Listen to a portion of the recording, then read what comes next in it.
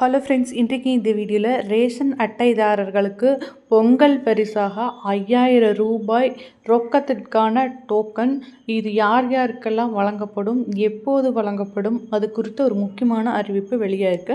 அதை பற்றி தான் இந்த வீடியோவில் பார்க்க போகிறோம்.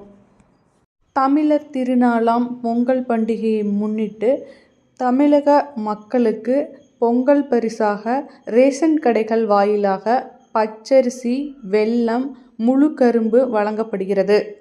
இத்துடன் சேர்ந்து இலவச வேட்டி சேலை வழங்கும் பணியானது ஏற்கனவே தொடங்கிவிட்டது. நவம்பர் 15ஆம் தேதி முதலே ரேஷன் கடைகளில் இந்த இலவச வேட்டி சேலைகள் வழங்கப்பட்டு வருகிறது.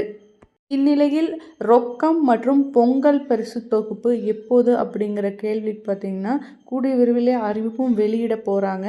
இது யார் யாருக்கெல்லாம் கிடைக்காது அப்படின்னு பார்த்திங்கன்னா, ஃபஸ்ட்டு மத்திய மாநில அரசு ஊழியர்கள், டாக்ஸ் கட்டுறவங்க, ப்ளஸ் இந்த பொருளில்லா அட்டைதாரர்கள், சர்க்கரை அட்டைதாரர்கள் இவர்களுக்கெல்லாம் கிடைக்காது. இவங்களுக்கு தவிர அரிசி அட்டைதாரர்களுக்கு அனைவருக்குமே இந்த 5000 ரூபாயானது கிடைக்கும் அப்படின்னு சொல்லியிருக்காங்க. இதற்கான டோக்கனும் வீடு தேடி வரும் அப்படின்னு சொல்லியிருக்காங்க.